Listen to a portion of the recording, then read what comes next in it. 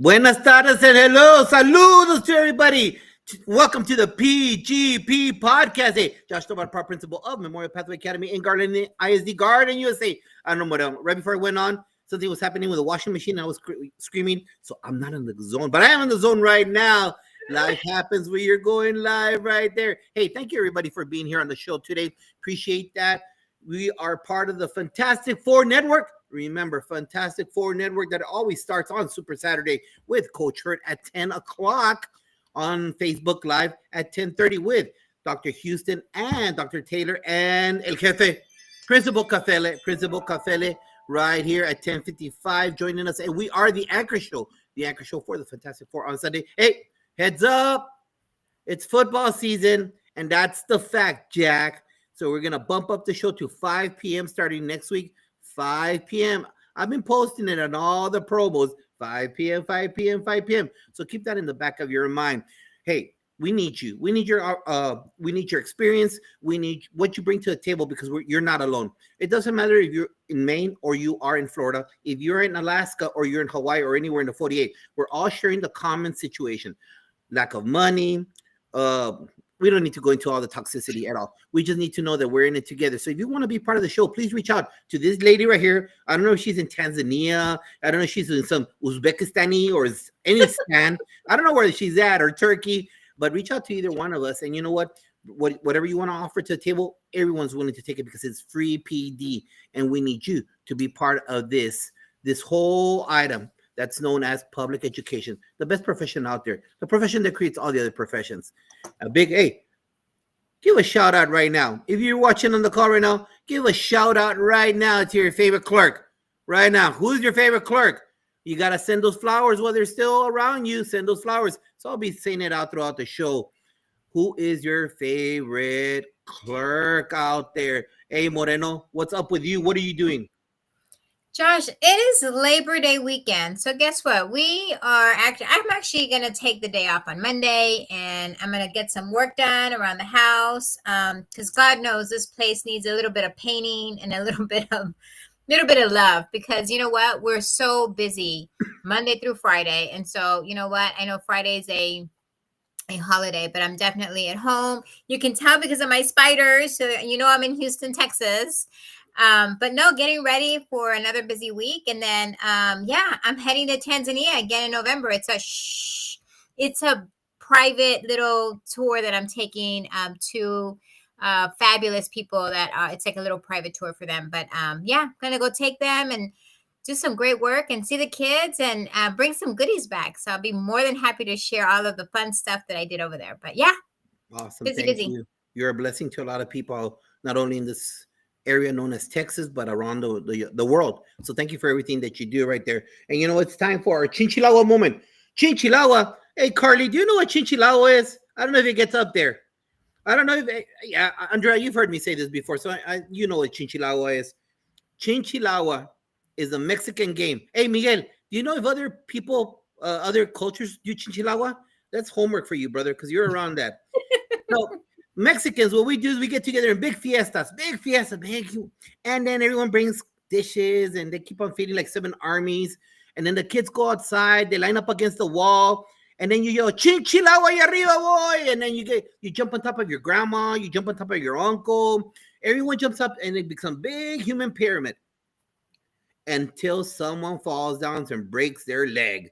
Until someone gets hurt. It's all fun and games. It's all fun and games until that awkward situation happens.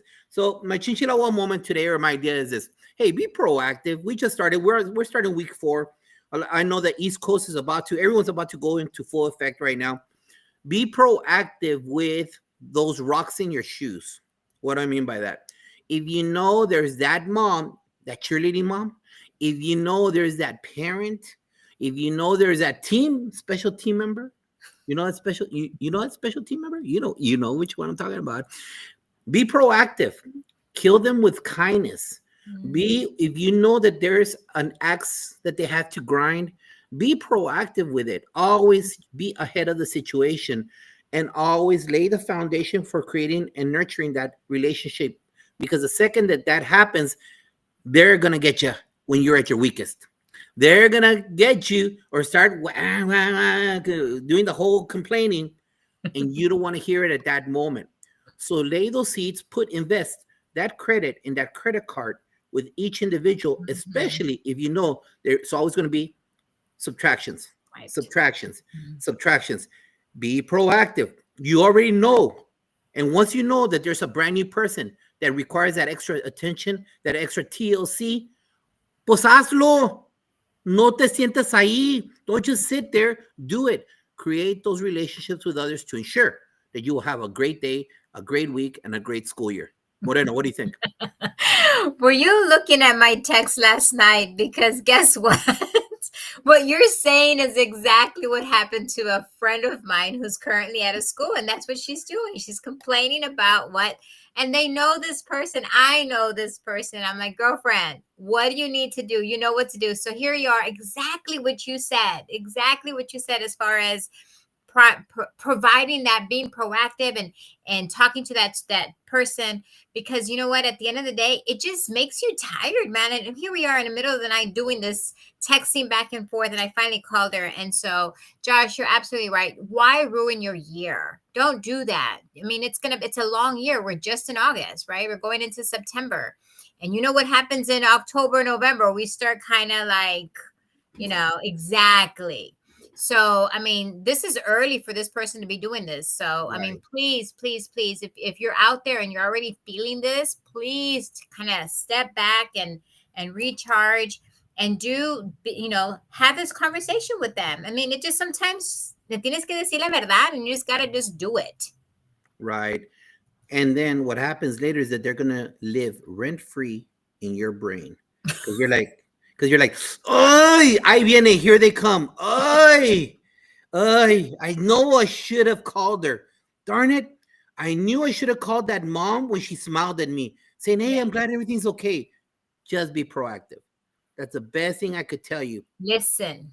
And just exactly listen to understand, don't Shh. listen to respond. So crucial, that will keep you sane, especially with the beginning of the school year. So keep that in the back of your mind as we get started. And as a flashback, notice episode 15 was our very first E Pluribus Unum, our very first show. Aquí estamos with Jose Medina, Carol Salva, Jennifer Karenchenko, and Dr. E.T. was in our first show, our first panel. But you know what? We have another awesome and extraordinary superior panel above all. Welcome, panel, to E Pluribus Unum to Aquí estamos. Dr. Moreno, take it away.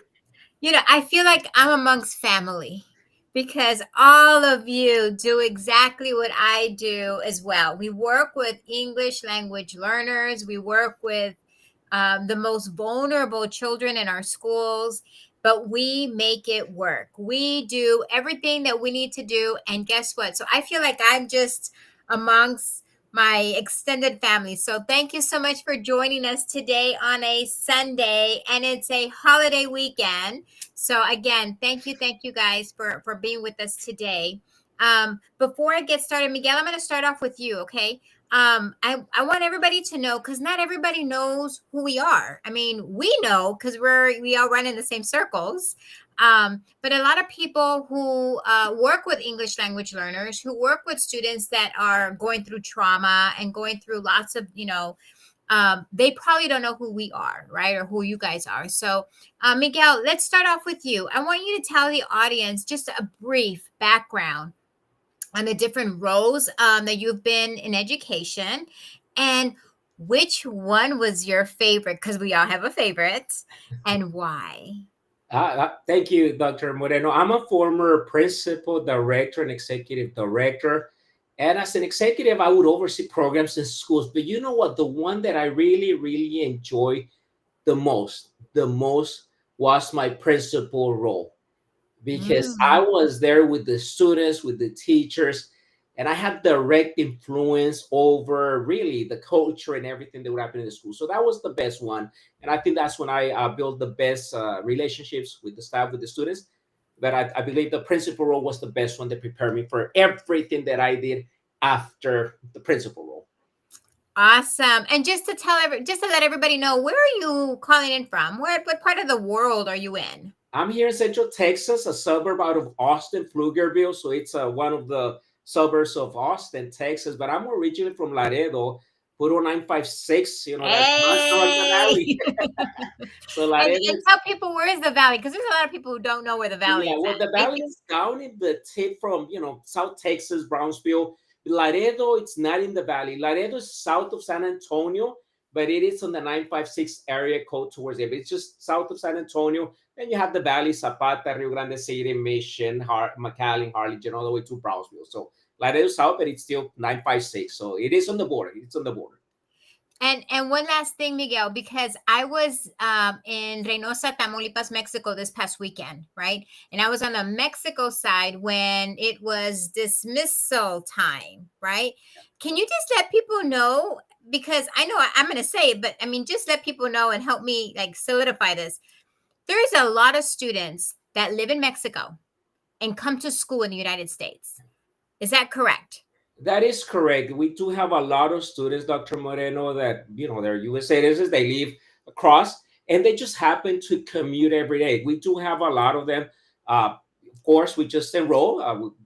Not sure how they go about getting address, but yeah, we do have a lot. We do have a lot. As a matter of fact, some of my family members did benefit from living across and then coming to LCC, Laredo Community College, and some of the high schools in Laredo, Texas, and now they're very successful. But again, the dynamics, the border, it's very unique. It's a blend of two cultures.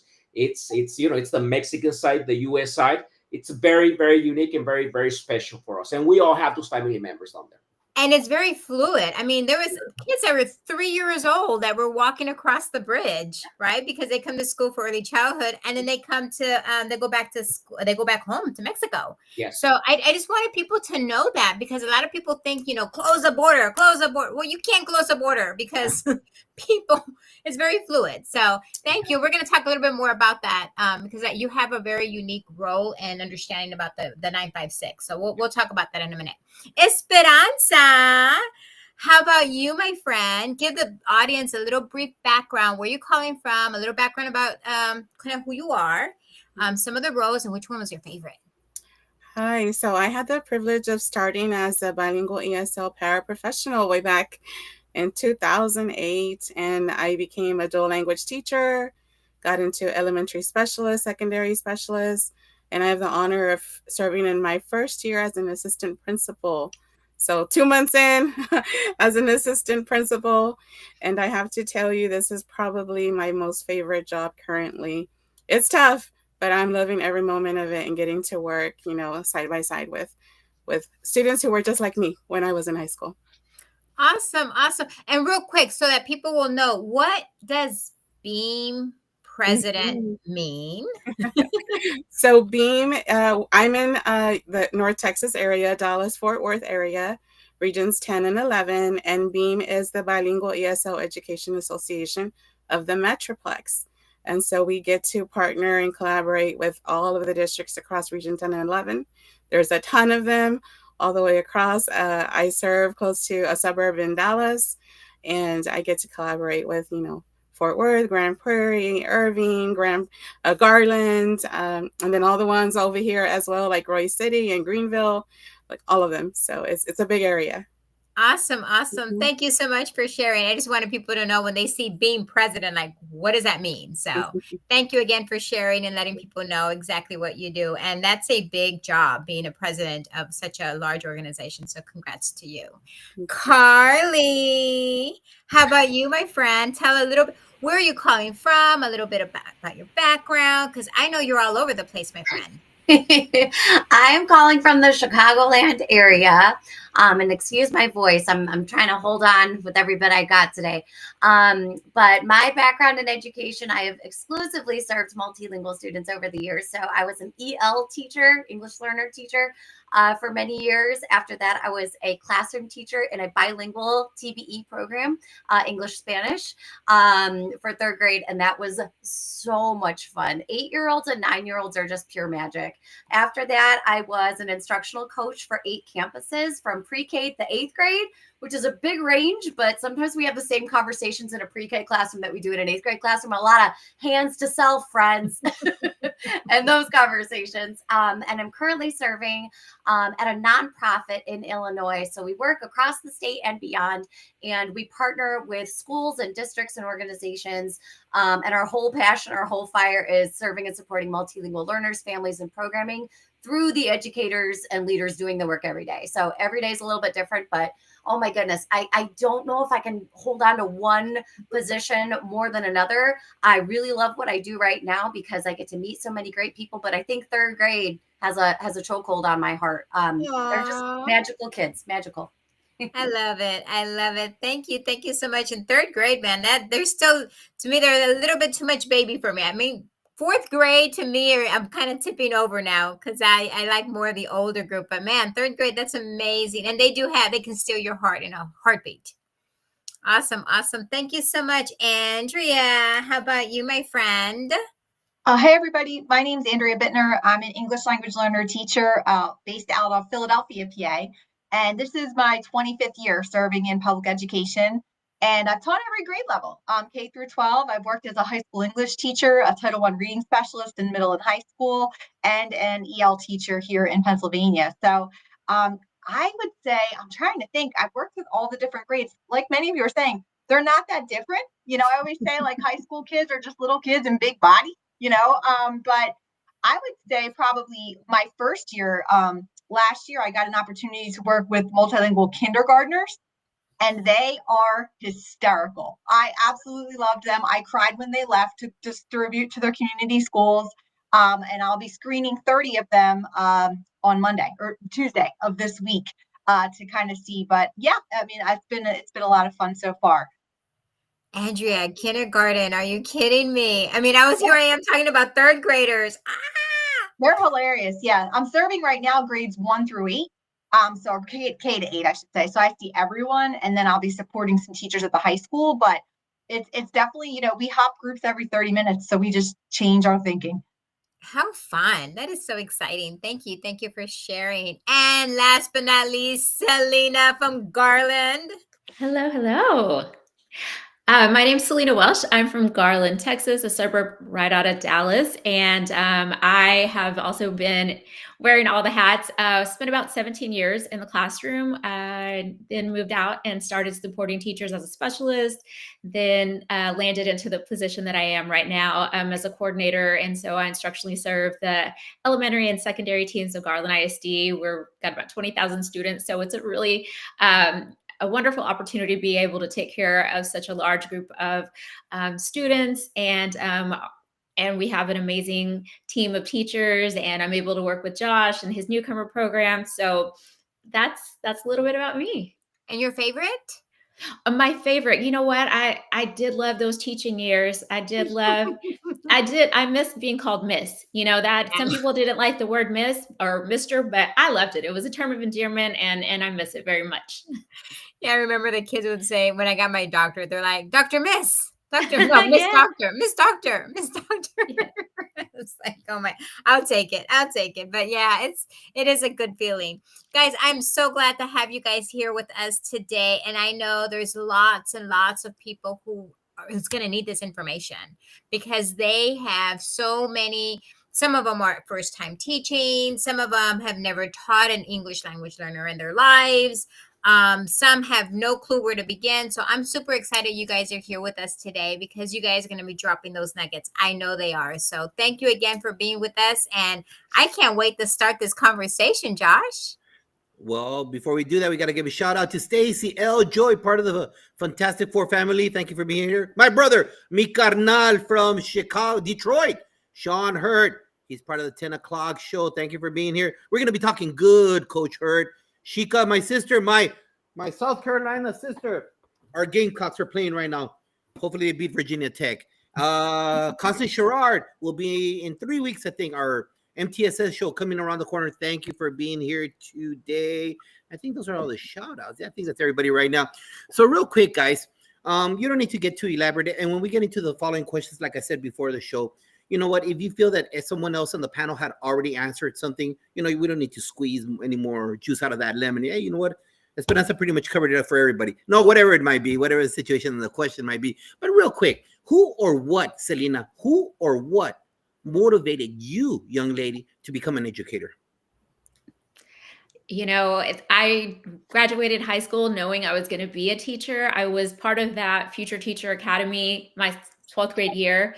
And I went in wanting to be pre-K. But I don't know. There was just something about helping students. There was just something. And I don't know that it was a teacher either. I don't know that I had a favorite teacher. I don't know that there was anybody that said education is where your heart's going to be at. But I'm just so thankful that this is what my calling was. And I'm happy that I heard it.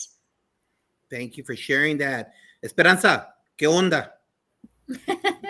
So actually, teaching is my second career. I thought I was going to be an attorney. I went to the law magnet in DISD, as a young adolescent. But if I had to pinpoint it, unfortunately, I didn't have, like Selena was just sharing, like one educator that just pushed me. It's part of the reason why I'm so gung-ho about every kid deserves to have one strong advocate for them. But I would have to say probably my mom has been the best role model for me of what it means to serve others. Like I grew up just seeing her always serving others. And it's part of the reason why I wanted to be an attorney, right? And so education came to me almost in my 30s. I was in my late 20s when I went back to school to become an educator. So, yeah.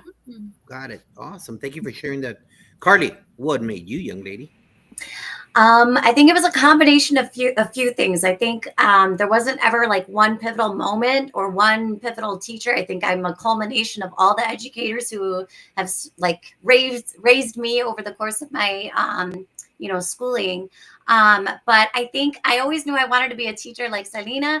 And when I started doing my student teaching, I started to really become more aware of the oppressive practices and the harm against multilingual students in various communities. And so that's what called me to the endorsement program, because I knew that that's where I needed to serve in which space in education. So I think that is what continues to fuel me today as well. Beautiful, beautiful words. Thank you very much. Miguel, ¿qué onda? ¿Por qué? It was by accident, Josh. To me, I majored in biology and minor in chemistry because I wanted to go to medical school. I took the MCAT, but my grades were not where they needed to be because I had to work 3 jobs, coming from a migrant family. So I spent a lot of time working. So I went back to Laredo, I started teaching, and I was thinking, you know what? I think I'll just, make some money, go back to apply. Once I started teaching, I fell in love with it. And I have not turned back ever since. So that's how I went into teaching. So once I started working, the kids just got me into it. And I think I found my calling. But it was just by accident. I went through the ACP program. And here I am 31 years later. Eso. Como me gusta, Miguel. Awesome. Andrea, ¿qué onda? If I really was thinking about this as you were all talking, I think I've been teaching really since I was like 14 years old, because I started as a camp counselor and I never looked back. I knew I wanted to teach at that time. I did have 2 educators, though, Jim Donnelly and Val Schulman, who made me feel like I could gain some confidence in doing it. So I remember just loving being in school. I always loved being in school. I loved being around the school communities. Became a counselor, went on to become an educator. But those 2 educators taught me that school is a great place and could be fun, and they supported me through the college years. Beautiful, beautiful, awesome. Hey, Coach Hurt, we're always talking good. Exactly. Jefe's in the room. Principal Cafele, thank you for being here today. Appreciate you. And here comes the knowledge. And for the audience that sees this live or later on, we're going to get really spiritual here, because you know what? This is a topic that all of us, me not being born in this country, all of us really take to heart, because like Carly just stated, it doesn't matter back in the mid 70s when I came to this country or today, that black cloud sometimes is over our kids still. And I'll just leave it at that, because this is not a political show. This is how we support new administrators, new teachers, based on, look at all these years of experience. But when you hear our voices and you hear us talk about it and our actions, es porque hay pasión. Yes. Es una razón. There's passion and there's a reason behind that. And you know what? Just like Dave Burgess says in his book about always doing something with passion, with love, and then people will be inspired around you. I know that these individuals right now, when they talk to you, will inspire you. Dr. Moreno. And you know what? You said it with class, because you know what? It's one of those topics that, it's just hard to talk about sometimes because it's so political now. But you know what? We're talking about children, and we're talking about kids, and we're talking about how can we support them. They're here and we need to support them. Right. And we have a lot of adult people who are new into administration, new into teaching, who need some support. And that's what we're here for. So we're going to actually get down to business here. And so let's start off, Esperanza, let's start off with you. Can you tell me right now, we're going to try and kind of make this short and sweet since there's a lot of us and there's so many challenges. So if you can kind of just pinpoint one challenge, and hopefully we can all find different challenges that don't, that way we kind of address lots of challenges. But can you pick out a challenge that English learners face in today's classroom, and how can teachers better address this challenge? Okay, so our English learners, I feel one of the big things that I think I try to instill in especially our newcomer students, but in all of them, is how to advocate for themselves when they're in the classroom, right? And so if teachers are not, because I try to coach them up and tell them, your teacher should be giving you visuals, you should be having sentence stems, you should be having anchor charts, all these different things, right? And so I try to teach them, to politely ask their teacher, I'm not understanding, can you show me with a picture? Or can you give me some more support? Or can I come after school? Or can I buddy up with someone? So that in the event that a teacher is new or doesn't know how to support them, or, we're so busy in the day-to-day that we forget sometimes, right? That they would be able to advocate for themselves and come to the teacher and ask for that support. Awesome. Thank you, Esperanza. So the first challenge is advocate for themselves. Carly, how about you? What's another challenge you can think of? There's a lot. Oh my goodness. I know, that's why I'm narrowing. That's why I narrowed the scope here. Yeah, I know you guys want to just. So I think it's kind of related to what you were just sharing. But sometimes I encounter colleagues and educators and leaders in various settings who say, well, Carly, that's not my job, right? And I'm not the language teacher. So I don't really, I'm not responsible for that. And I'm like, well, hold up. Because if those students are on your roster, if they're in front of you, those are your students. That is your responsibility. You better buckle up. You got to equip yourself. And again, you don't have to know everything all the time, but then ask for help, right? Because that is your responsibility. You cannot abdicate that. You cannot pass that along. That is your student. These are our students. And so I think everybody needs to be reminded, sometimes lovingly and sometimes with like a little loving nudge, that you are a language educator by default, because you are instructing through reading, writing, listening, and speaking. And every student in your class is reading, writing, listening, and speaking. Everybody is languaging. You are languaging as the educator. So let's do this. Awesome. I'm gonna change what I wrote here. And I'm going to say the first one was advocate for yourself. The second one is everyone must be a language teacher, because I wrote something else, but I don't want to repeat that. So everybody's a language teacher. How about you, my friend Andrea? What's another challenge, and what could teachers do to address that challenge? I think one of the challenges I've seen as I've talked to teachers across the country is that many times not everyone even knows who their English language learners are. And I'm not just talking about like your general education teachers and your multilingual learner teachers. I'm talking about your transportation team, your office team, your school nurse, your social worker, your maintenance team, your everyone in the building. And I'm always a big proponent of everyone in the building needs to know who these students are, because 80% of their interactions aren't happening in the EL classroom. They're happening outside of that classroom. And so you want them to be able to feel success throughout the entire school day. And I can't tell you how many times I've been places and they're like, Andrea, we don't even know who our students are. And that's really, really surprising, disheartening. And I always say it's not because they don't want to do better, they're just not sure how. And so that always starts with step one and starting to be really proactive and creating a system from registration all the way down to the leadership level, down to the teacher level, as to the identification of the students, and then collaboratively meeting to go from there. Identification and collaboration of L's. I love it. We also talked about being a language teacher and advocating for themselves, that they have to advocate for themselves. How about you, Selena? I would say a challenge right now. I think that some teachers, or a misconception they might think, is that if they put the student on a software or an application, that is going to just overnight, build language. And we've got to get away from that. It's a small portion, but really nothing is going to replace a teacher. And I tell teachers that. I'm like, why would we want a computer program to replace us? It doesn't. So that would be mine. Awesome.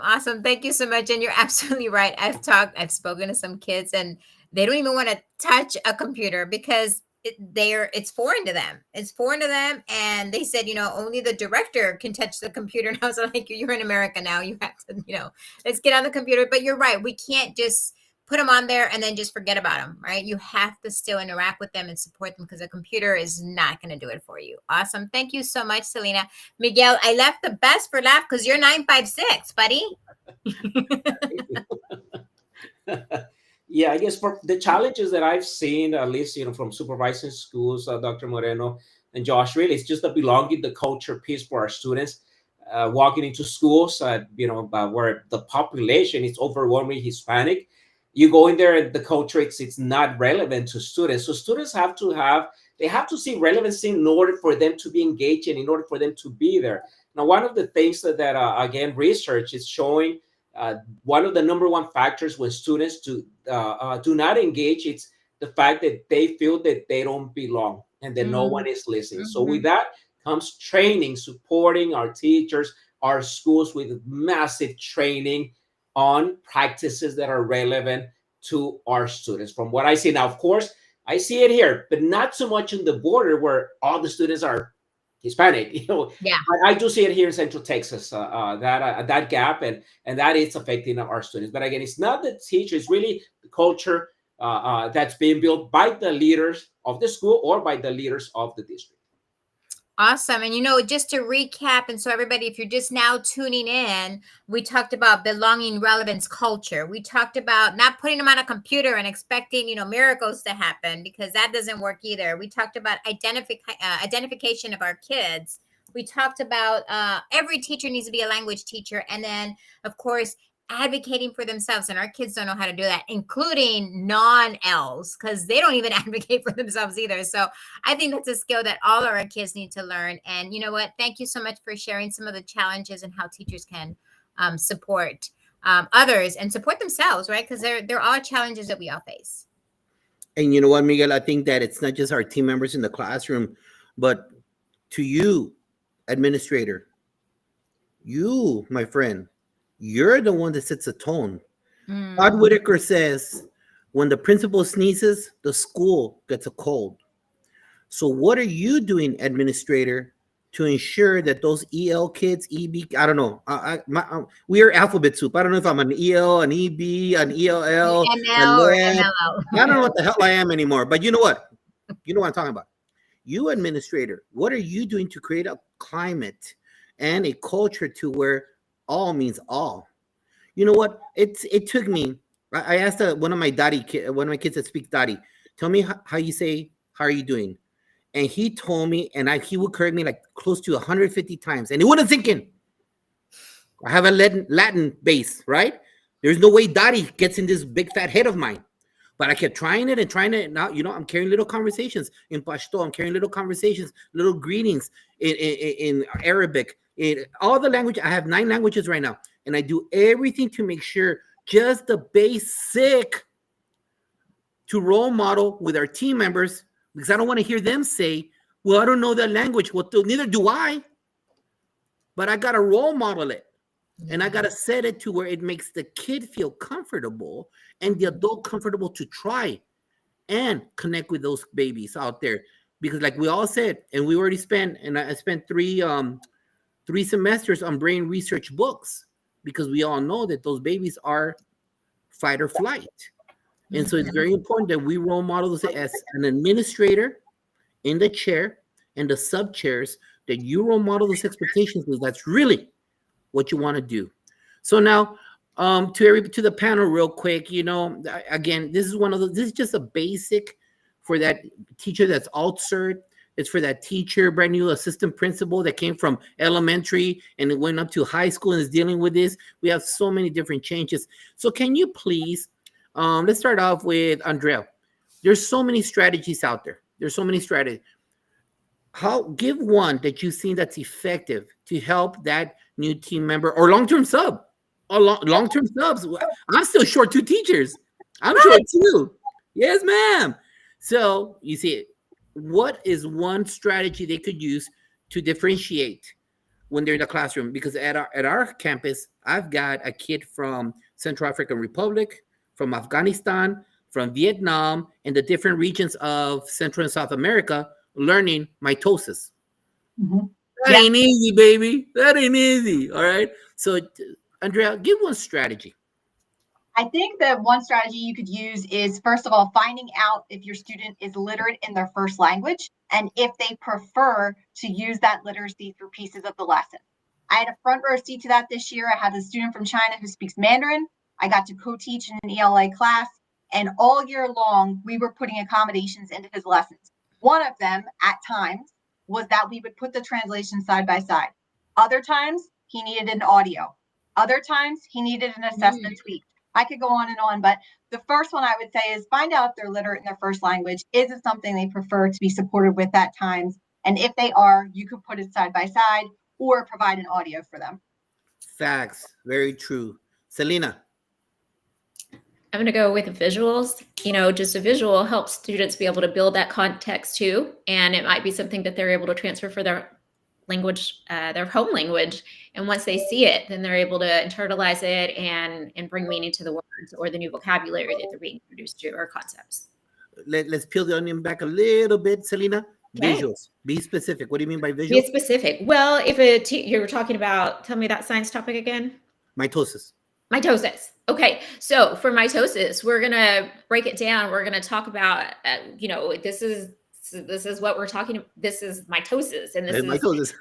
Yeah, it's mitosis. Right. I would need the visuals. I would need to see, some layers of what exactly is happening. And is it a splitting of something? What do I know about the word tosis? Or, what do I know about the root? The root words. Exactly, the root words too. And so there would be a few layers, but when you mentioned substitutes, what something a substitute could do, that's something a substitute could get in and get onto Google and find a little graphic of just the breaking down to give the student a little introduction and an accessibility to the new concepts. Beautiful. Miguel.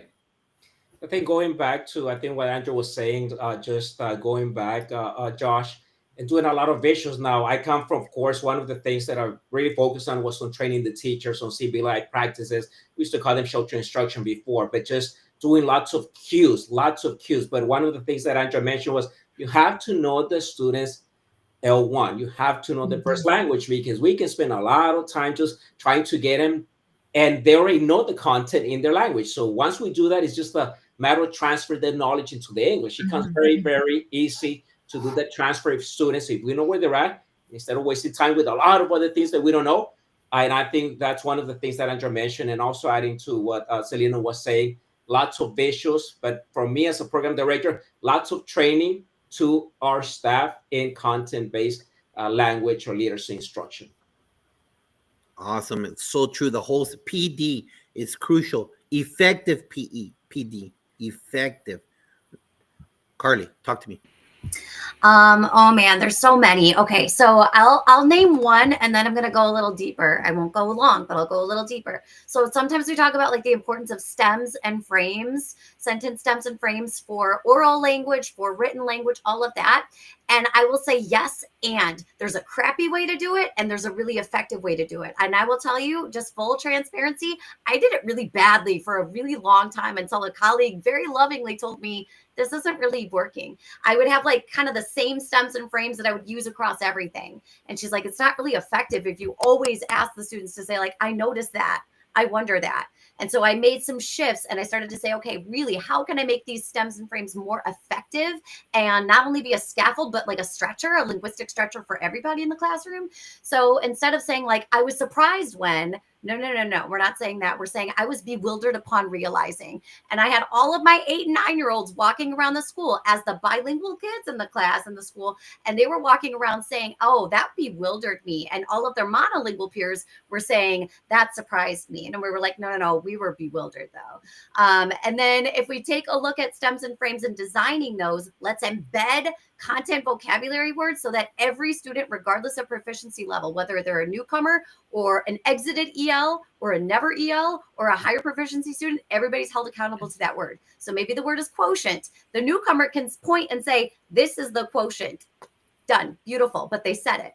And then a higher proficiency student might be able to say, you know, the quotient in this equation is da, da, da, da, da.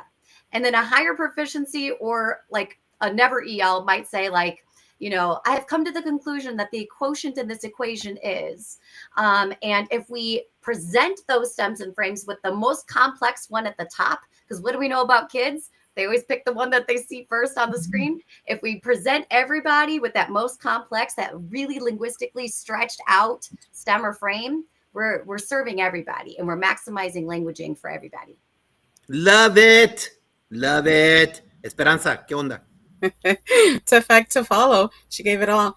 I think for me, I always like to start with relationship before I want to ask the student to do anything.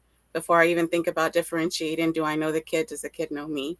Because I find that we can reach best those that know that we are invested in them, right? And so it's really important for me, a differentiation strategy that might be outside of the box and what you typically think is, do I know that kid's story? And does that kid know that I know their story and I know where they're coming from? But yes, then all of the beautiful strategies that we have, I would say probably the most important thing for me as a previous specialist and coach is, did we model for the student the expectation? Because a lot of times we just tell and tell and tell. Mm-hmm. And it's crucial that we model, even if it means that the kid is just going to mimic what I modeled. It's a starting point. It's a starting point, and it's totally acceptable for them to do that. Beautiful. Awesome. Right there. Pick them nuggets up. They're all over the floor. Scrape them in. Put them in your basket so that you can start off great on Tuesday. Stick.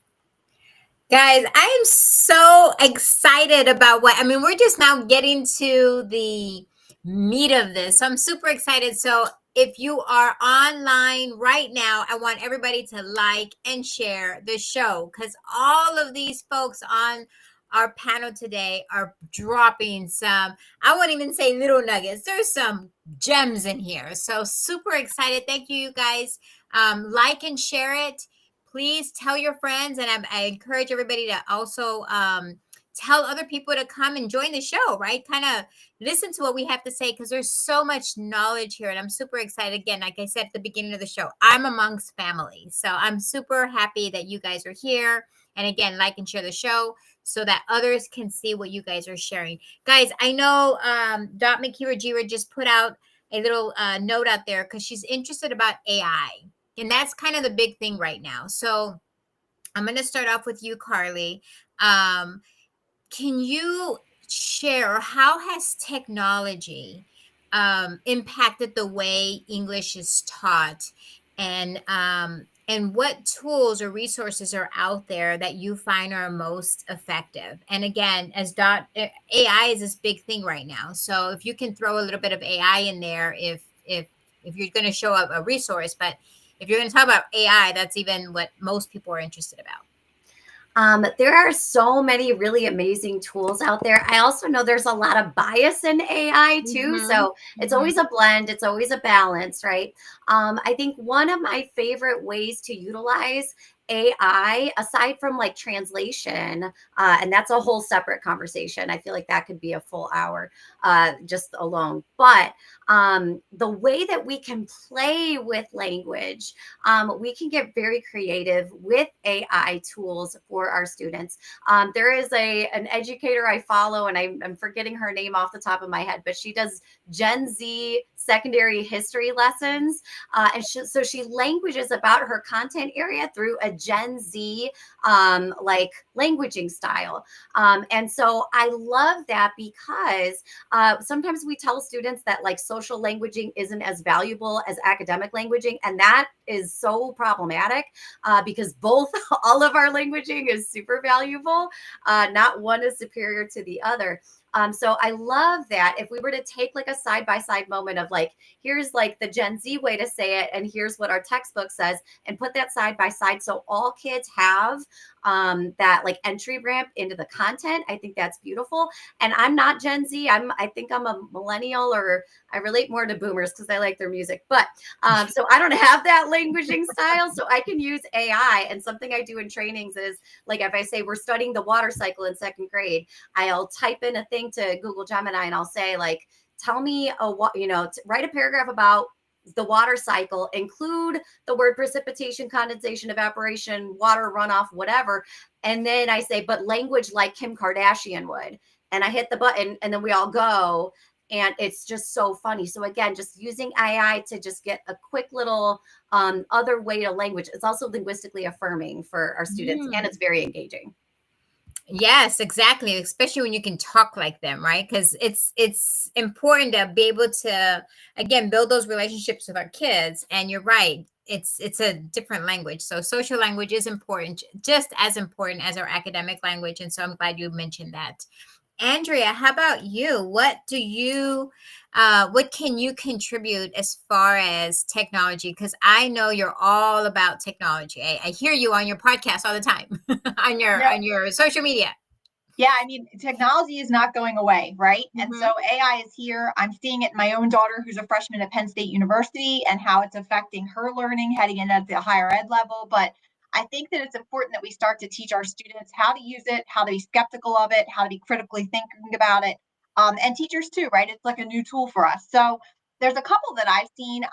And Carly, you mentioned Gemini. Larry Ferlazzo just put out a great article all about Gemini and how it is turning visuals into really accessible input for students and creating these storyboards. So if you haven't checked out Gemini, that would be one I would check out as well. Another one that I've used myself in the classroom is Napkin AI. It is a great graphic organizer creator. It takes text for a content-heavy subject, any subject really, and it turns it into multiple chunks with graphic organization. And so I've really enjoyed using it so far for our students. And if you're looking for some text leveling, I would suggest Diffit. I think that it does a really great job of helping us level and differentiate text for our students on the same content area. So they would be three that I've seen. And I know there will be more to come probably by the end of this month. It just keeps exploding, but it's been something that will be here to stay. And you know what? You're absolutely right. That's so true. And I know, we're a little skeptical, especially with, putting stuff into Chat GPT or something like that, and then just spits everything out. I tell people, you know what? Use that as a base then, right? You don't have to necessarily just tell the kids don't use it. Sometimes, I'll be honest, I needed, when I had to do my dissertation, I needed sentence stems because I was like, it was a blank page. So having sentence stems for me helped. And that's because I'm a Gen X person, right? And so I'm super excited about all the possibilities with AI, but how do we leverage, right? And I think that's the most important piece, especially with teachers who are just afraid of AI. Esperanza, how about you? So at this summer's Techtopia for my district, I presented a session on how to use AI for our teachers and our students.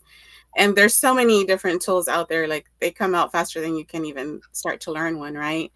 And so for me, the focus was more on how do we leverage AI to support us and how to teach students to use AI, not to do the thinking for them, but to help them be a linguistic coach and a thought partner when we're having writer's block, for it to suggest ideas, or after we've written our piece, for it to coach us, on our grammatical structure, or maybe I want to use more flowery vocabulary, and for it to give me some ideas, rather than it being the first recourse, and then we get caught with not having authentic work. So that would be my suggestion. Again, teaching the kids how to leverage it for their benefit, and not to do their thinking. Yeah. Awesome.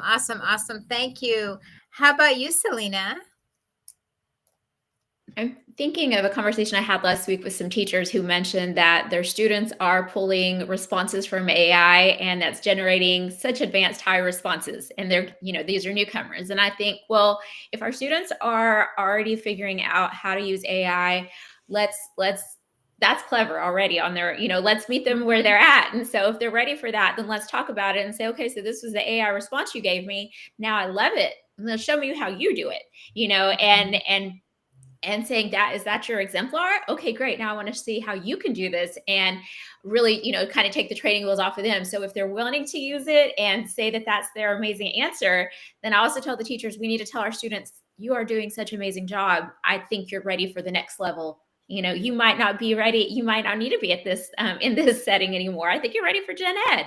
And so those are just some ways to just encourage the students, like, hey, you've got this. And so now let's work on our listening, our speaking, our reading skills, or something like that, to just kind of bring the student back, because they're pretty good at being honest too, to let you know, like, oh no, that wasn't my authentic response.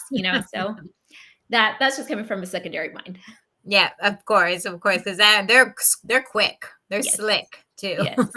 Miguel, how about you regarding technology, AI, and most effective ways of using it? Okay, I'm probably the senior of the panel.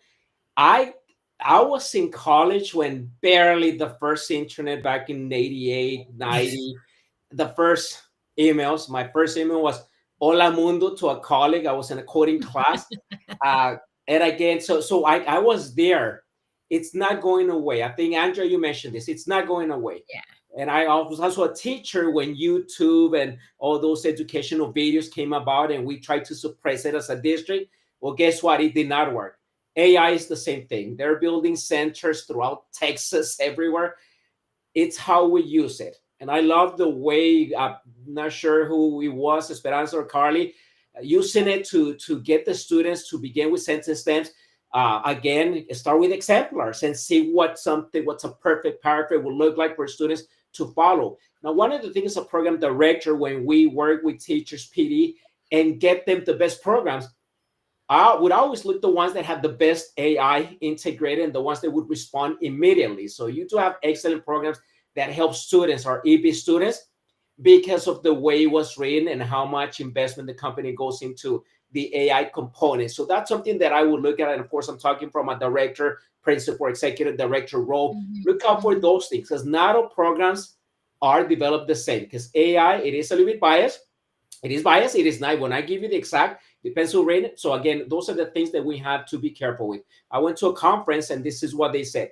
AI, it's here to stay. They're not going to replace you and me and so on. It's going to replace the person that does not know how to use AI in the future. It's here to stay. Absolutely, Miguel. And you know what? I mean, I'm like with you, right? Back in the day, we had beepers. We didn't even have a cell phone. Okay. So, I mean, it's crazy. But you're right. It's not going away. And as many times I've seen it over and over again, where they're saying, we're not letting people use AI, and, teachers can't use it. And you know what? At the end of the day, you guys, it's important for us to embrace it, because it's not going to go away. So how do we leverage it? And I love the fact that you guys were all sharing, these could be exemplars. You're right. Kind of make that as your baseline, and then expand from there. Okay, now you have this piece.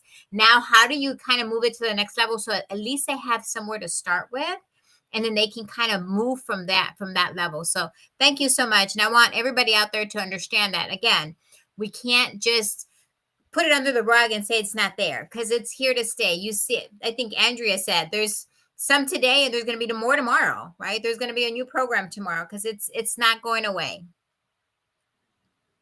Well, I'm just happy that August 29th, 1997 didn't come to life. That's when the Terminator was supposed to come back. So just putting it out there. Y'all didn't know. Keep feeding AI stuff. Keep feeding it. Arnold will be coming back. So, just real quick. So, Miguel, I'm gonna ask you. This kind of can be kind of like a touchy question, but it's a fact. Kind of like the way that I stated that there's certain times a dark cloud over our hijos. So, Miguel, in your experience, what role does cultural competency play in language acquisition? And how can our educators make sure that they integrate this as part of their daily interactions they're teaching? You have to understand students, Josh. You have to understand their culture, their backgrounds. It's just crucial. Well, that's one of the things that came out of the research. And I'm going to say my wife, Dr. Alma Gonzalez de Castillo, she's also brings that her research was focused on that specifically. So she went to high school specifically as students and teachers, and that was a huge gap that they need to know. You need to know your students' background. You mentioned a thing on your previous comments, Josh, about Pashtuns. I supervised a school in Austin that had a large population during the movement from Afghanistan when the war was ending. And while we needed to go there and understand, we were always thinking, why are the kids always fighting the families? Well, their thing loyalties on tribes, not so much on those things. Like, so we had to understand that cultural background in order to finally come to an agreement. And we solved it by creating a soccer team for both of them. And that's how we're able to solve those things. So that training of cultural competency and training the staff and the teachers and knowing the background is crucial for our students, and of course to engage them a lot better. So that's how I would the recommendation that I would give anyone that's working with many diverse populations. Thank you, Miguel. Esperanza, ¿tú qué crees? Well, I started earlier talking about relationships, right? And so that's a huge part of it. If I have an influx of students from Venezuela, then I need to get on my game and learn about Venezuela, right? If I want to connect with my kids. And so, how I can talk to them, how I can connect with them by using some of their colloquial language. How can I connect with them about celebrating some of the holidays that they have? How can I bring that into my school setting? Can I have a cultural club? Can our cultural club have a cultural night? Can we then connect to other, types of culture and be highlighting? You do a beautiful job of doing this, Josh. You're always celebrating all of the different cultures and the different holidays, right? And so it has to become ingrained in who we are as a campus, as a district, and the things that we value. So that, again, that foundation level is the relationship. And if I know that you care about me as a human, then I'm going to perform better, right? I'm going to see that you're invested in me, and I'm going to perform, and I'm going to do what I need to do. And then I'll see the value that culturally might not be part of my custom, but is a custom here as I'm beginning to adapt and acclimate, so to speak, into, being part of what it is to be an American, right? So true, so true. Andrea, talk to me.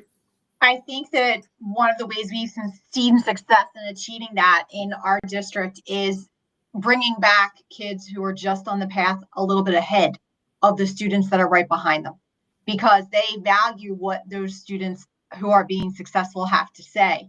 And so we've got really intentional about having alumni days where we bring students back once a year to talk to our seniors, to celebrate them, to show them what's ahead of them, to talk about why being a young bilingual professional in the world is such an asset in the future, to motivate them to finish school. Hey, we have kids that don't want to come to school, don't want to finish school, and listening to not only us, but kids that are right ahead of them has been a really successful tactic. One other thing I'd like to add is when I was in South Dakota a few weeks ago, they were having a major issue with truancy. And what they found out is that their students were feeling like they weren't belonging and they didn't have a place in their school. And it was a really rural district. And they had a population of students who were in some of the reservations in the Native American area. And so they brought drum circles back into their school. And they had incredible success in getting those kids to come back because they felt like they could connect with something that was, something they really enjoyed doing. And they also respected the fact that they needed off on Fridays because that was the day for them to go work on the ranchers and the farms to bring in income for their family. And so just being aware of what your students need, exposing them to what's ahead of them, and responding to it is important. Beautiful. Selena, ¿qué pasó? It breaks my heart when teachers are not curious, when they are not willing to step out of their comfort zone and try to find out a little bit of the background of the students. I think, as Esperanza was saying, the relationships are so critical. And one of the things that we do here in Garland ISD is Dr. Margaret Rutacchio has newcomer ambassadors who work with those students to ask them in ways of what the student has been through. And it's not something that gets shared out publicly with everybody, but it's great for that newcomer ambassador to understand where the student's been. Sometimes there's trauma there, and no one takes the time to even check on the student's mental social health. They just plug them into that classroom setting and expect them to know where to go to the cafeteria and all of that stuff. And so I would love to see more teachers taking an interest in finding out their rosters, looking at home language surveys, and finding out a little bit more of the countries that the students are from, and giving them ownership in the classroom too, to display that home and to be able to be proud of it. Beautiful. Carly. I think one other thing, and I know this is on everybody's hearts too, is just engaging the families in ways that feel meaningful to them. Because, and I served in a community for a long time where all the teachers looked like me. We all had, white skin, and a lot of us were raised in monolingual households, and we're serving students and families who are very different from us. So it's not just us assigning like, oh, I'm just going to ask you this question. It's no, how am I going to connect with you meaningfully? So I love Esperanza keeps bringing us to the heart of the relationship. If we can connect meaningfully with families and establish strong relationships with the families, right? It's not them coming to us, it's us coming to them, right? Like all of us kind of together as an engagement, like at the engagement ring. I always prefer family engagement rather than parent involvement. But I think that term, right? Like it helps remind us, like, it's okay to not know things, but it's not okay to not try, right? So if we can collect information from families in meaningful ways, that kind of goes beyond, a survey or a questionnaire. It's just those like little one-on-one conversations. It's the little things that pop up of like, oh, I noticed that, your son was saying that a birthday is coming up. How do you celebrate your birthday? Because not everybody celebrates birthdays in the way that we might think, right? Many of us make assumptions because of how we were born and raised, but the world is real, real big beyond our household. So we need to make sure that we are asking good questions and being really good listeners, and also being able to be honest when we make mistakes, because we're going to make mistakes. It is impossible for any one of us to know about all the cultures of our world. But if we're able to say, you know what, I messed up right there, I'm going to take ownership. I'm going to learn from this. I'm going to teach others. So true. We do make mistakes, and we're human. Y eso pasa. That happens. Hey, and speaking of, Margaret Rutacchio, Dr. Margaret is on the call. Big shout out to Jay Chung for being here. And Charles Williams from Illinois in the house here. I see him. I think that's everybody right now. And just a reminder out there. Hey, educator. Mira. It can't happen. This Sunday, my past Monday, I had 7 kids graduate who arrived. I had more, but ran the number 7 for summer, that just arrived to this country 2 years ago at high school level. And they graduated with their certification CCMR, with their credits, their diploma. They met all of the Texas requirements. And these are kids that were 18, 19 years old. And some of them were not wanted at different places. They arrived. They felt comfortable in the school. So if you ask yourself, is it hard? Oh, my Lord, is it hard? But let me tell you, when you see them walk across the stage after they were in their country 2.5 years ago, ahí está todo. That's where it is. The success and joy of this beautiful country known as a beautiful melting pot, that we can make it happen as educators as long as we put in the time, the dedication, and the love for our kids. Stick. Oh my God. Thank you, Josh. Because you know what? Sometimes we forget, right? All of the challenges and everything that comes across, because at the end of the day, it's giving them that diploma and they feel so good. And most important, sometimes teachers don't see the seeds that we planted. And so we see them later on at the grocery store when I'm shopping and looking my worst, and they're like, I remember you. So those are the days it's like, oh my God, I remember. And they gave me like, that's why I have blonde, white hair, because some of these kids are challenging, but you know what? We cannot give up on them. We can't give up on them. And I'm so glad we're still talking about relationship and culture and everything, because you're absolutely right, you guys. I've met people where, they say, well, I go, what do they speak? And the first thing they say is they speak Africa. And I was like, what? That's not even no, like, where are they from? Well, I don't know. I think they're from, Uganda or something. I said, we need to learn their languages, right? We need to, and if you don't know, go give them a multiple choice. Do you speak Swahili? Do you speak French? Do you speak, because we can kind of narrow it down. Go to Google. Google will tell you. ChatGPT will tell you what languages they speak in a particular country. And then they can tell you, oh, I speak this, or they can point to it or something, right? But yeah, that's so important. Again, I'm saying all of this because I want to talk a little bit about assessments, and I'm gonna have Esperanza go first on this one. How do you approach assessments of English learners, ensuring that we're reflecting on their language, on their content skills, right? So we all know that kids come in with assets, right? I should say everybody on this call knows that they come in with assets. A lot of people sometimes don't see it that way, right? They're like, they don't know, no saben nada, they don't know anything. And that's not necessarily true. So my question to you, Esperanza, is how do you approach assessment of English learners? Because some people don't even know where to begin. So how do we ensure that we're reflecting on whatever they're coming in with as far as language or content, or, it could be other skills, right, that they're bringing? How do you approach that? So assessment, it's a hot topic, right? Especially here at the start when we have probably a larger number of newcomers than, throughout the year, perhaps.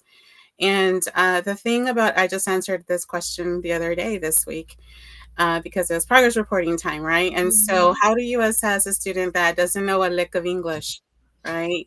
A lick of English, like we still hear things like that.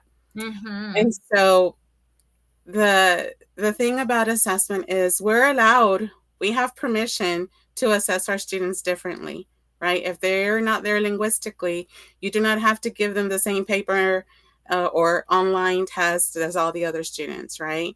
You can assess, they can point, they can act, they can illustrate. They have many different ways that you're able to assess students. But the very first thing that I would ask our teachers is, have we taught our students to leverage our Spanish-speaking students? Have you taught our students to leverage cognates? Because if they're leveraging cognates, they will be able to understand a good portion, right? Up to 40% of our language, right? And so if we're not leveraging cognates, and then especially whatever content area you're in, if it is cognate rich, if the affixes are rich and students have a foundation in their L1, then students are capable, right? It's just, what is the expectation that we're holding them to? And are we asking them to leverage all of the assets, right? Have you leveraged, I called it the cognate superpower. Does the student know about their cognate superpower, and are they using it? Have you asked them to use it? And so that's like the very first step for any kind of assignment, whether it's an assessment or not. But for sure, assessments, there's many ways that you can gather the same information without it being the click or read hand paper assessment, right? Awesome. Thank you, Esperanza. How about you, Miguel? How do you approach assessments for English learners? Going back to what Esperanza was saying, knowing where the students are at now, one of the things as a principal and director, one of the challenges that I would face was having students that were super smart in their language. They were really, literally GT students. And they were placed, because of the language, in classes that where they already knew everything. So the way we would approach it, Dr. Moreno and Josh, was to really retrain those core area teachers on, back then we call it shelter instruction or SIOP, and really just work with them to make sure that we will place those students on the right classes, because a lot of times students are placed on those classes where they don't belong. And like Esperanza is saying, you have to test them, you have to know where they're at, and then work on what they know and build on them. Now, I'm glad that you mentioned Esperanza cognates and the rich academic vocabulary, because especially Spanish, a lot of those words, they're easy. They're almost identical. Thermometer, thermometro. And in some content areas like math or science, literally a student that might be very limited, I don't want to say limited, but has not acquired the English skills, they can still pass the English test just by knowing the rich academic vocabulary. So knowing your students, testing them, and then placing them in the right areas with the right teachers with lots of intense, like Josh mentioned, intentional training. That's how we better serve our students. But if you, again, myself as a program director, looking at the data, I would go there like, why is this student in this class? This student should be over here with a AP or GT and so on, because of that. Because a lot of times we do make those mistakes. But again, it's that oversight that we have to make sure the students are placed in the right content area. Now, when it's at the elementary, it's a lot easier because, we begin with the little ones, last links and all those things. And eventually they transition into English. But testing, knowing the student's language, and making the right placement is crucial for our EB students. Awesome. Thank you, Miguel. Andrea, how about you? How do you approach assessments? Because I see you're wiggling. Because I know you have some good stuff for us. When I think about assessment, I always tell this story to our teachers. I think of a student of mine that I had named Christopher, and he came from El Salvador. And when he was asked in a middle school science class what he knew about ants in an assessment, he could write 3 words: ants can move. But when the teacher gave him an opportunity to visually demonstrate what he knew about ants, I have this photo that I show of tunnels and land and ants working. And you could tell immediately that there was so much more conceptual knowledge there because the teacher allowed him to perform in an alternate assignment. And so doing things like that, providing visual opportunities to draw, label, graph, providing verbal responses, allowing students in multiple choice situations to reduce, I call it the fluff. They don't need to have 4 options if they're a level 1 or 2 beginner level student. Maybe they have 2. They either know it or they don't. And I feel like if we could take that opportunity to allow multiple paths to demonstrate knowledge, not just in lessons, but in assessments, you will get a better result. The second piece I always think about with assessments is assessments specifically to the English language learner exam, like the access we have here in Pennsylvania. Also the lens of, are you teaching them how to take that exam? Because sometimes it's lack of practice, lack of test format, lack of practice speaking to a microphone where they're not looking at anyone, right? Things like that. So not only assessment in the gen ed classroom, but also assessment formally for the state as well. I saw that on your social media, the ant that you were telling me about. So I saw the picture where there was like one picture where it was just like an ant, right? And then you kind of broke it down. And then there was this super elaborative where there was tunnels and there was like all of this. It was so detailed. But I mean, again, just how do you ask them to share the information? They have it in their minds, right? It's just a matter of how do they kind of share it, because they're limited in their English so far, right? They're not there yet, but how do they express it to you? They can show it to you. They're learning their English and they're going to eventually be able to do that. But super awesome. That was a wonderful way of showcasing that. So I just wanted to, so you haven't seen it. I'm sure it's still in your profile somewhere. It's on the LinkedIn. Yes. So go to LinkedIn, go to her LinkedIn, and you can see that whole ant profile that you were sharing. So thank you again so much, because I love that when I saw that. Selena, how about you? How do you approach assessments? Well, following back on what Andrea was saying is just determining what type of assessment we're looking at, because if it's a local assessment, we have a little more autonomy to advocate for our students and ensure that what they're being tested on is what is the skill that's taught for the week, rather than them being given a state assessment passage and asked to identify the thematic conversation. We can really pinpoint and narrow it and align it to the curriculum for the week and say, this is what our teachers should be doing. This is what our students are expected to be learning. And this is the skill that we want to test on for the week. When it comes to state assessment, a lot of the things that I hear from people is, well, your students are taking the same test as everybody else is, and so they need to be ready. And so our way of of helping to support our students is, as Andrea was saying, teaching our students test-taking strategies, really getting them familiarized with speaking into a microphone, getting them familiar with that setting so that they understand, and letting them know that the listening, speaking, reading, and writing, those are the skills that we're going to be working on. And we try to, check on their progress quite often on a monthly basis. We have a platform that we use here in our district to just monitor the students' progress, and it mirrors the state assessment that tests their language. And then as far as the big state assessment that tests for, the big strategies and the big skills, we let our students land where they need to be, and we really just celebrate the growth that they're making.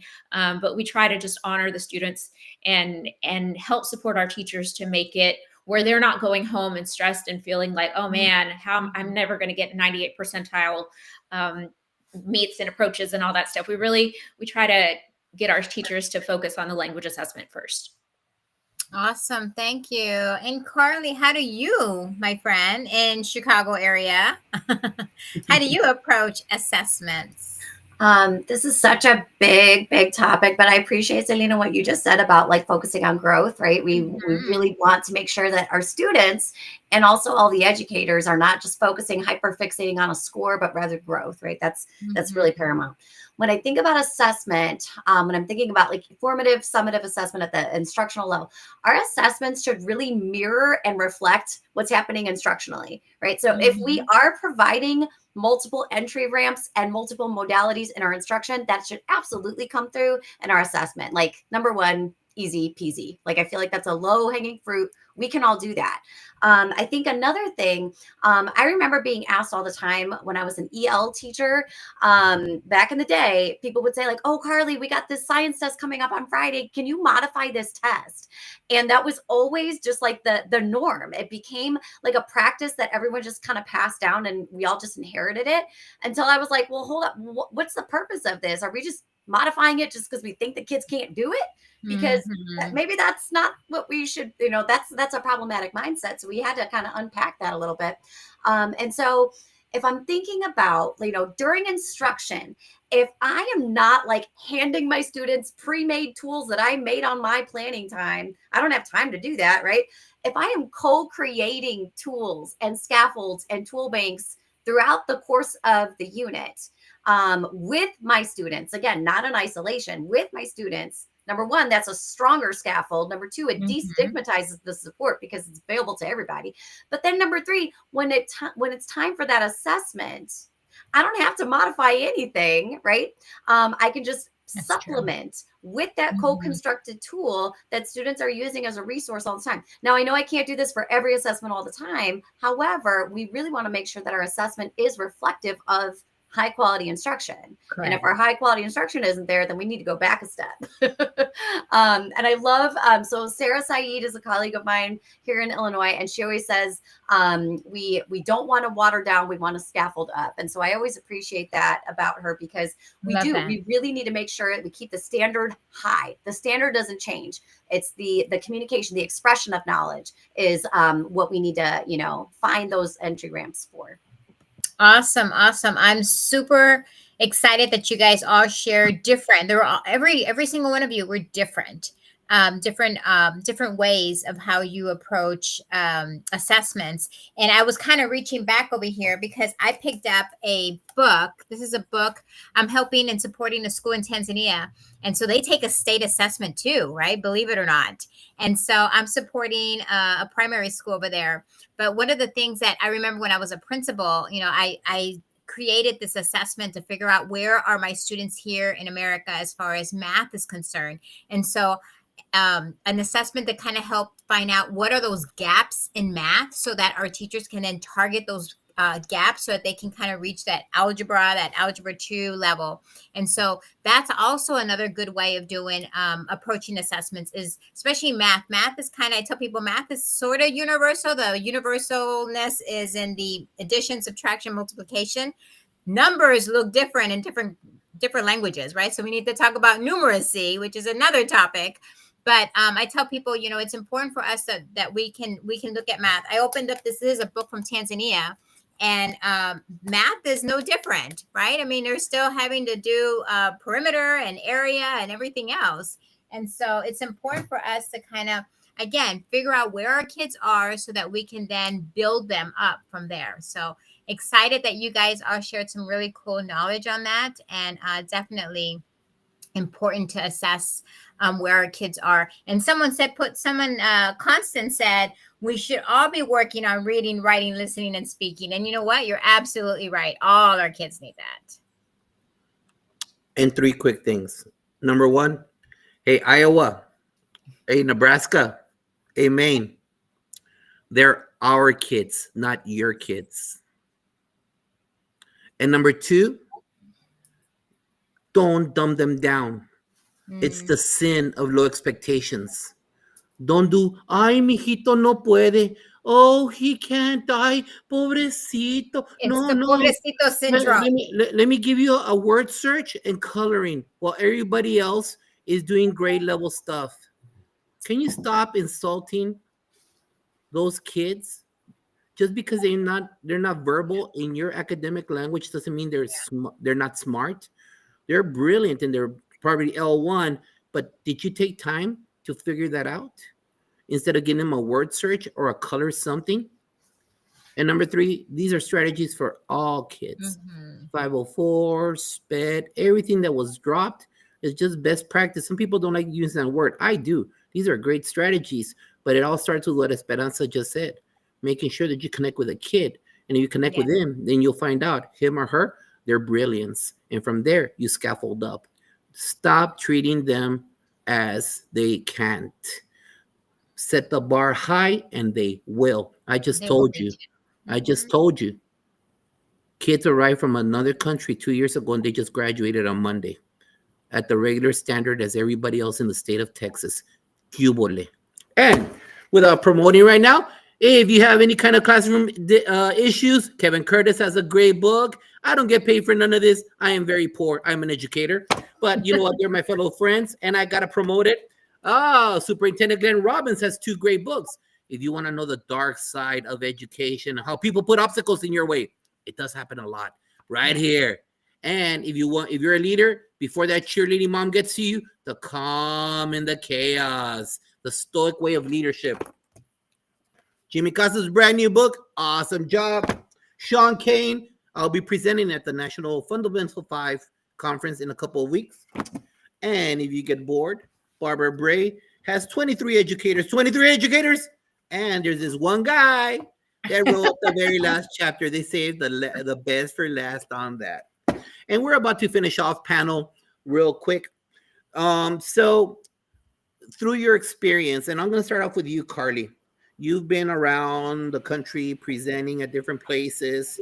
And so can you please tell a new administrator, a new associate superintendent, can you tell them, have you seen successful programs, schools that help out EB kids, EL kids, LF kids, whatever you want to call them, that help them progress in an effective way? What have you noticed out there in the United States that can people reach out to and learn from them, or initiatives? Oh, there's a few different things. I think one is trying to dismantle a lot of misconceptions about our students. I think that because here in Illinois, we've seen a large influx of newcomers, and they deserve our love and support and dedication and time and effort and all of it. But sometimes people will almost like have this misconception of students at higher proficiencies. They don't need as much support, Carly, because they can read some of the stuff in the book and they're writing some sentences and they won't stop talking while I'm, teaching science or whatever it might be. Students at that higher proficiency level, the academic language demand actually broadens the higher up you go. When you're at level 3, level 4-ish, no matter what your language leveling system is in your state, we really do need to focus some attention on those students, because if the teacher misconception is, oh, they're fine, I don't need to do as much, they don't need as much scaffolding, when really they do need some intentional instructional support at those levels, Plus, if we made all of our monolingual kids take that language assessment in your state, they would probably level out in a 3 or 4 range also. So there's programs that look systematically at like each proficiency level cluster and say, okay, here is the intentional support that's not just done by the ML teacher, but done by everybody in the system.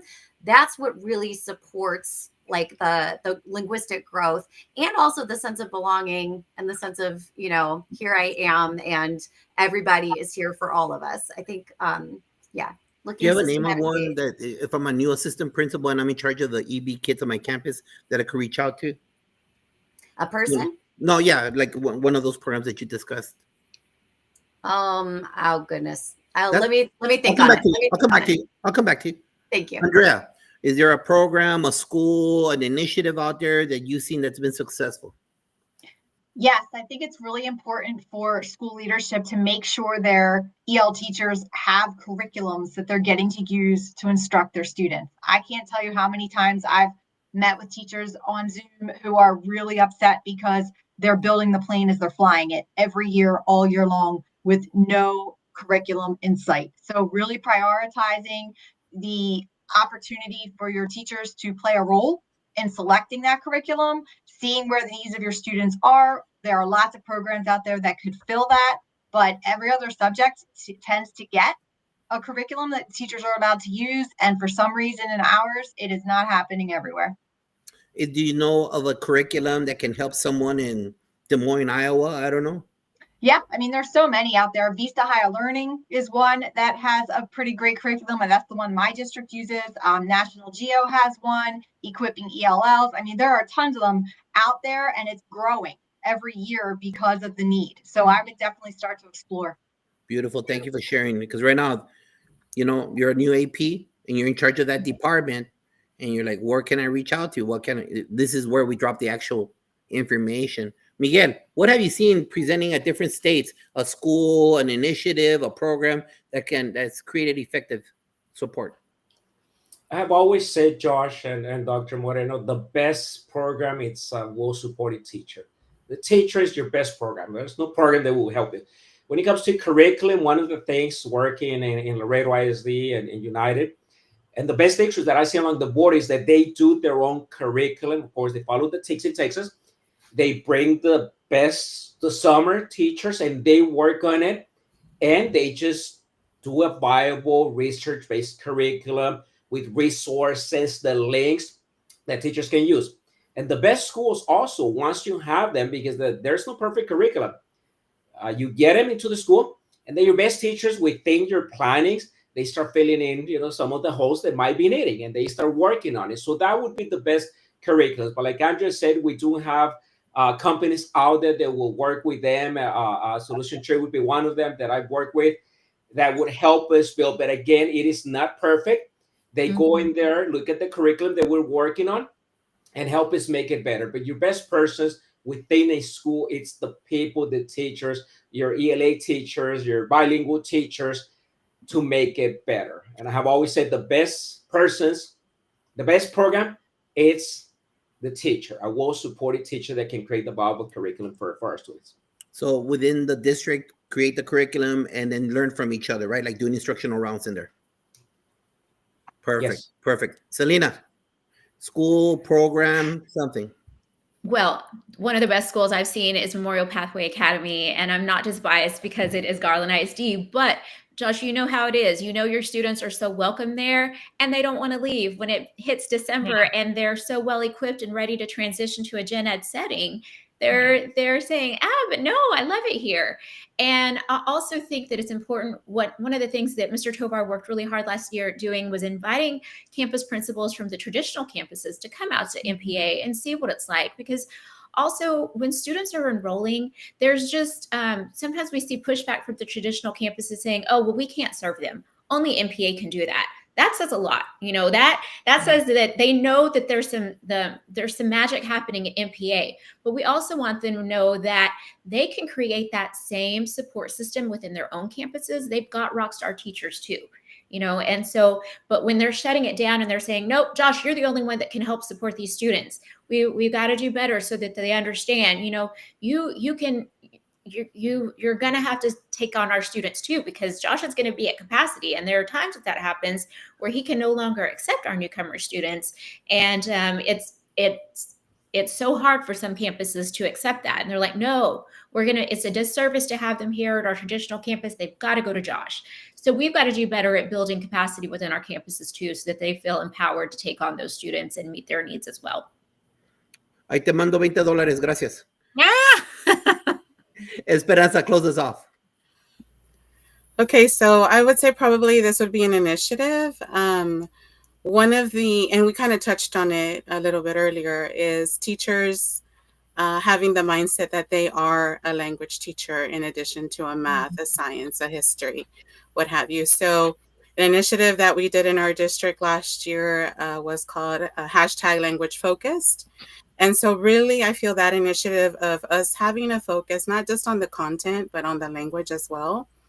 And through that, we are being intentional and progress monitoring language, not just the TEKS, but also the ELPs, right? And that students really know and own where they are performing on that TELPAS test for us here in Texas, right? And so what does it mean to be a beginner? What does it mean to be an intermediate and advanced? And what do I need to do to reclassify so that I don't have to keep taking this test year after year when I truly am not an emergent bilingual any longer? I am proficient in English. I am not limited in English, right?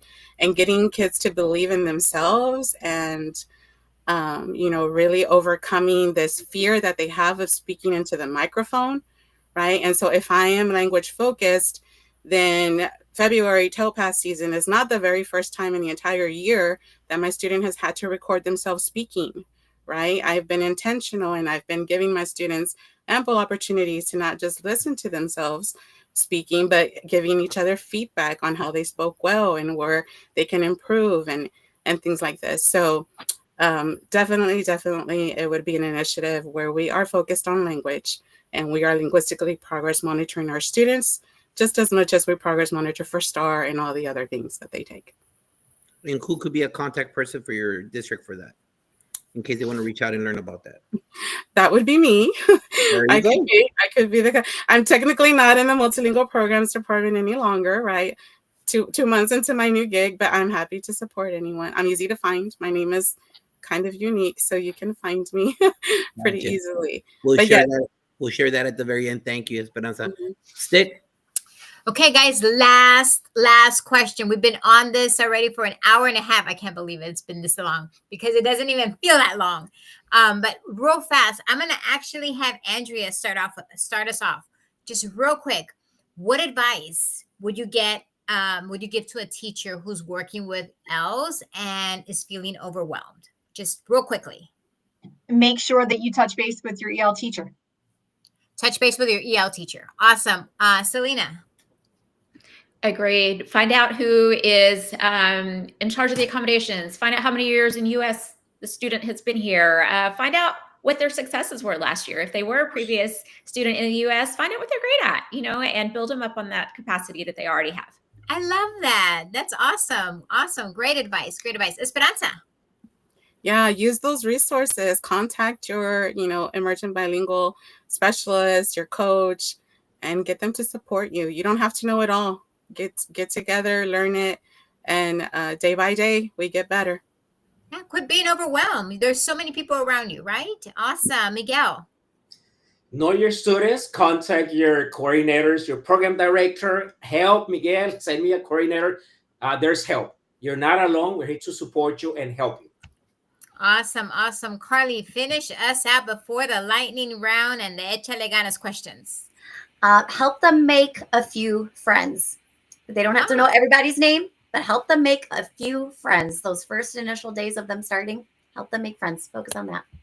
I love that because they are scared. They're scared when they walk in and they just need somebody to kind of, be a buddy. Have a buddy. Awesome. Thank you, Josh. All right. Let's finish this off real quick. Lightning round panel. Don't make me look at you and say, that's too long of an answer. Except for number two. Number two, you can take a little while. You're going to be reading something. That's good right there. But I don't need, this is the choir right here. I don't need to tell you about ganas. Ganas is a spiritual word, baby, that's used by all Hispanic cultures. Puerto Rico, Cuba, Bolivia, Ecuador, Mexico. No importa. It doesn't matter. It is a generational spiritual word used across. That's the only thing that we're monolith in. We use that across all. Everything else, we're not monolith, all right? Cubans, I don't understand you. I tell, mijo, espérate. Puerto Ricanos, espérate. I'm Mexican, I don't understand you. Hey, it just goes like that. We speak different. We use different words. We're not a monolith, but we do have one word that unites us, baby. Ganas. Y yo quiero que tú le eches ganas, Carly. We're going to start off with you right now. Here we go. Lightning round. Give advice to a new teacher. To a new teacher, trust your gut. You know what you're doing, and you're going to mess up, but it's going to be fine. Trust your gut. Read a note, an email, a text from a student, a colleague who inspired you. A friend told me in a text message, we are not safe people. And by that, she meant we don't tolerate racism, homophobia, linguistic oppression, all of those things. Send some flowers to an active colleague who inspires you in your work.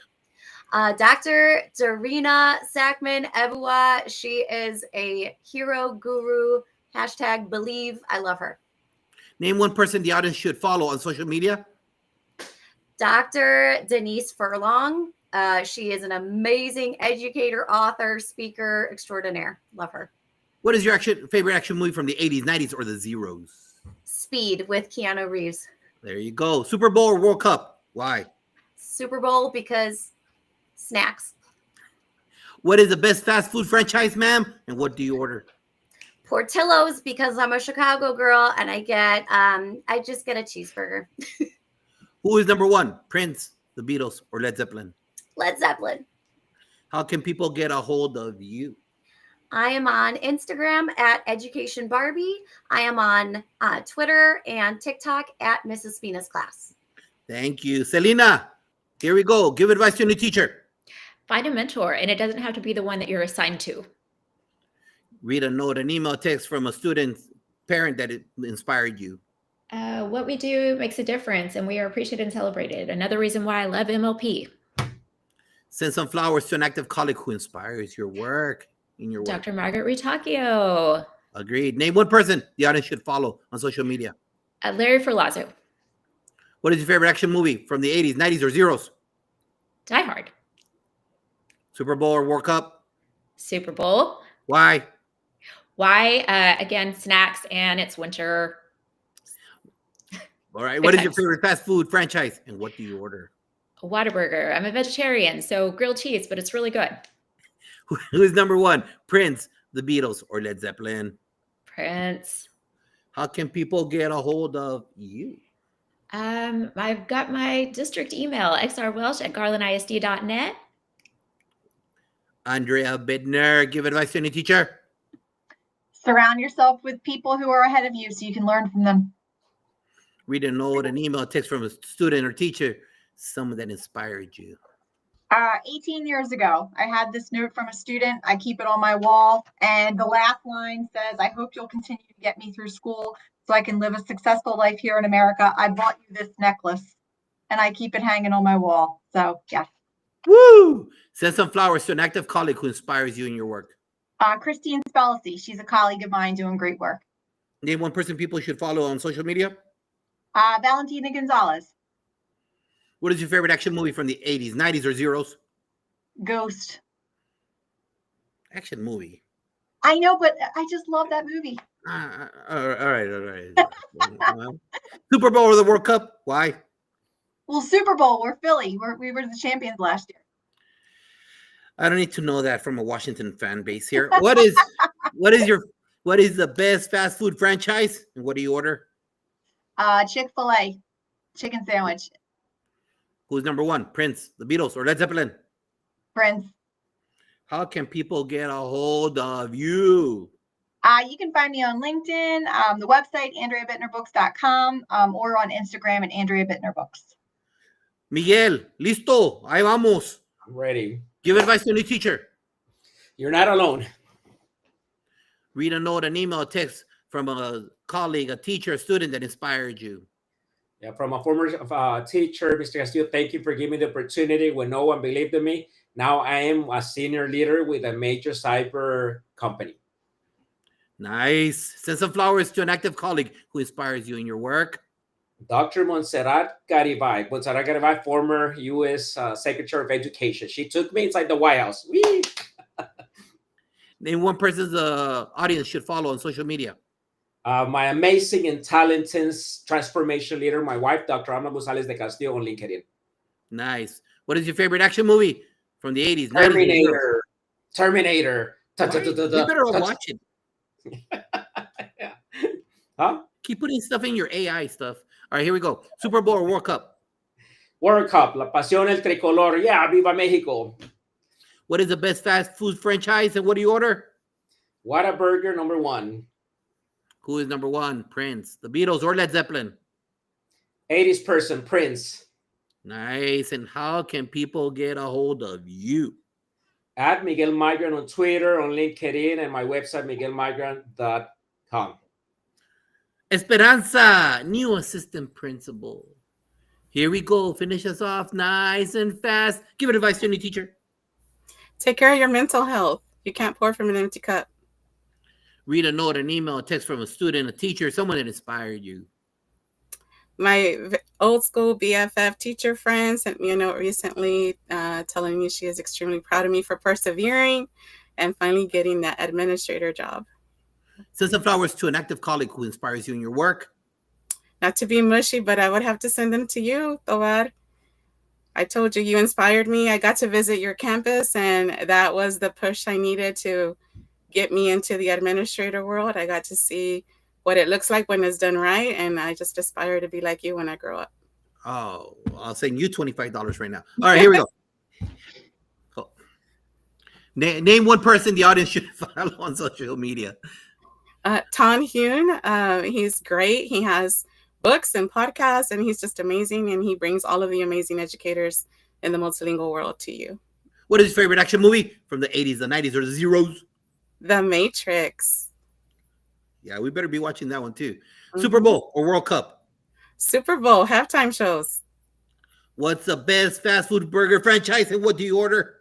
All right, DFW has got to be Burger House, a bacon cheeseburger. Prince, the Beatles, or Led Zeppelin? Prince. And how can people get a hold of you? All right, so I leverage Twitter and LinkedIn professionally, and like I said, my name is kind of unique. It's easy to find me, and you can find out about my association at beamdfw.org. Thank you, panel. That was fabulous. An awesome home run by everybody. Thank you, everyone. Whether you're watching it live or you're watching it in the rebroadcast, it's crucial that we take all of this knowledge, all of this understanding, and implement it with our kids, because it can be very frustrating. It doesn't matter if they're from Afghanistan or they're from down the street. These are great strategies that we can all use to ensure the success of our kids. These are the future leaders of America, and what are we doing to ensure that they're successful, that they graduate in time, and they avoid any kind of obstacles in life. So we value that because of this knowledge that we have right here. And don't forget, this is free PD for all of you. We're broke. You know that. If you're a new teacher outside, you don't know that. But if you've been around, you know that education is broke right now. And this is free PD. You got all of these podcasts. You got the Fantastic Four. It doesn't matter what it is. You don't have to get permission from your administrator, and it has to go to the area superintendent, and then the chief financial officer has to sign off on it, and then you have to give 3 pints of blood and your 2 grandchildren so that you could take a trip down the road. No, that's done. For right now, you have all this opportunity and all of these years of experience right here. We have, I don't know, like 200 years of experience on this call right now, and it's all free to you. So don't forget, reach out. You have all of these people here that are willing to help you. They're your support. They're here to ensure that your kids, doesn't matter from where, are supported the best way. So please join us next week. We're going to have, I look back, the alumni show. So I needed to talk to kids that I worked with to look back on their experiences. It's about giving a voice to every single last person and putting yourself in a vulnerable position, because you know what? You got to see, how did I treat you as a kid? Would your kids be in your classroom if they weren't scheduled? So you got to go to the horse's mouth and find out if you were an effective educator. Panel, say goodbye to everybody. Hold on tight. Please like it and share it. Please like and share it. And on YouTube also, like it and share it.